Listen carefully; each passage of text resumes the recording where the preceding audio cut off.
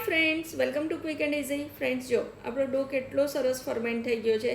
બસ આવા ફર્મેન્ટેડ ડોમાંથી જો જ્યારે તમે પિઝા બનાવીને ખાઓ ને તો એકદમ ફ્રેશ પિઝા ખાવાની બહુ જ મજા આવે. તો યસ, આજે હું તમને પિઝા ડો અને પિઝા બેઝ બનાવીને બતાવું છું.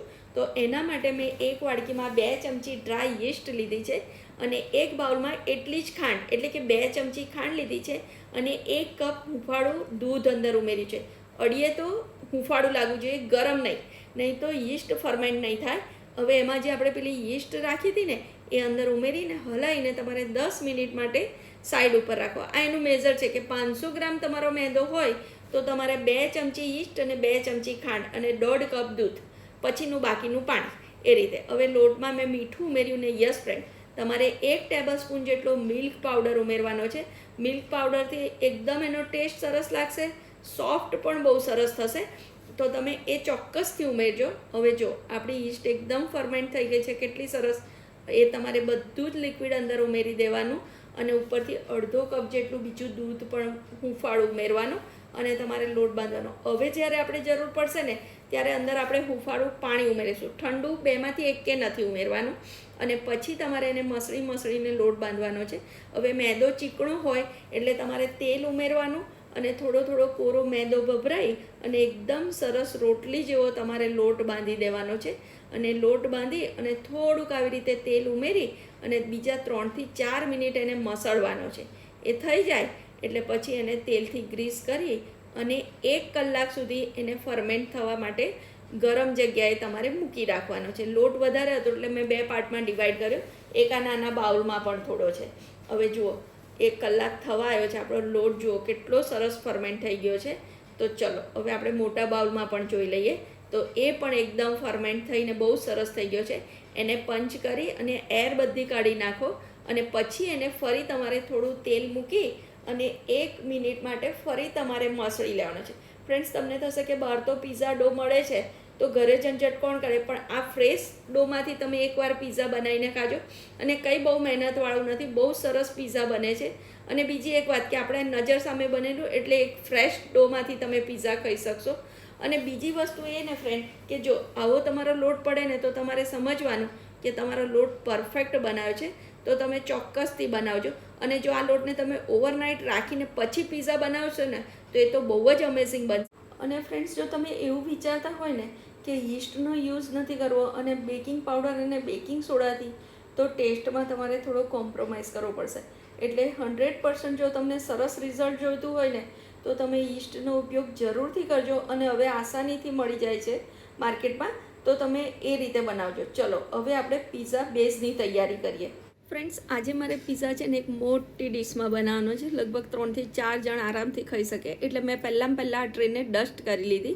હવે જો આવી રીતે સિલિકોન મેટ હોય તો એ, અથવા તો થાળી, કારણ કે આપણે મોટો પિઝા વણવાનો છે ને એટલે બસ હવે એને વણી અને તમારે એને ડીશમાં ટ્રાન્સફર કરી દેવાનો અને આખી ડીશમાં સ્પ્રેડ કરી દેવાનો. એટલે એકદમ સરસ તમારો બેઝ અંદર ડીશમાં આવી જશે. હવે એ થઈ જાય ને પછી તમારે એને બ્રશથી વધારાનો જે આ ઉપરનો લોટ છે ને એને ડસ્ટ કરીને આવી રીતે કાઢી નાખવાનો અને ફોર્કથી એને કાણા પાડી દેવાના, એટલે કે ફૂલે નહીં આપણો ડો રોટલીની ટાઈપ. બસ એ થઈ ગયું. હવે એની ઉપર થોડુંક તમારે તેલ સ્પ્રિંકલ કરી અને પછી એને બ્રશથી પાથરી દેવાનું અને ત્યાં સુધી તમારે ઓવનને પ્રી હીટ કરી દેવાનું 180 ડિગ્રી ઉપર 10 મિનિટ માટે.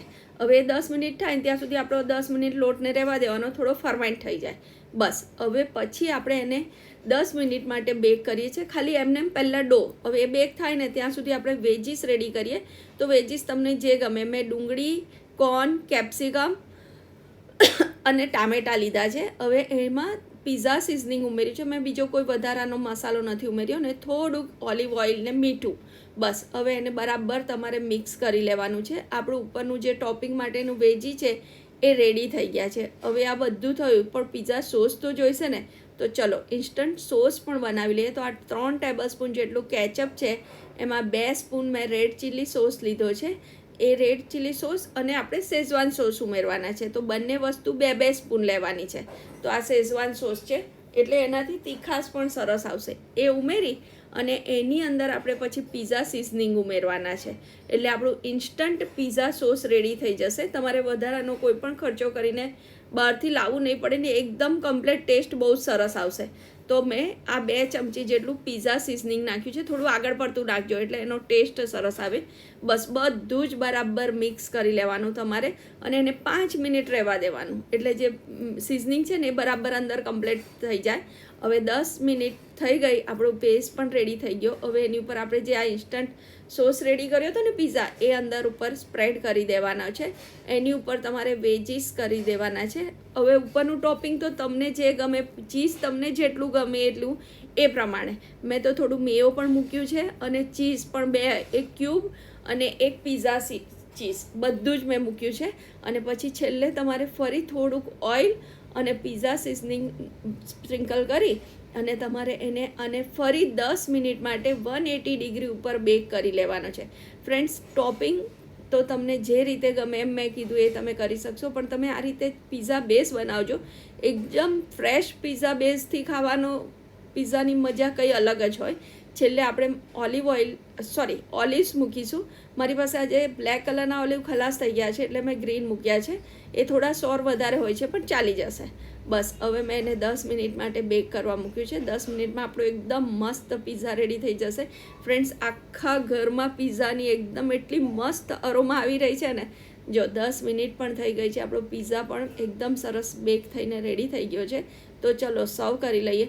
ફ્રેન્ડ્સ, તો આ રીતે ચોક્કસથી પિઝા બનાવજો. તમારા ફ્રેન્ડ સાથે આ રેસીપીને શેર કરજો. મારી ચેનલને સબસ્ક્રાઈબ કરજો. Thank you.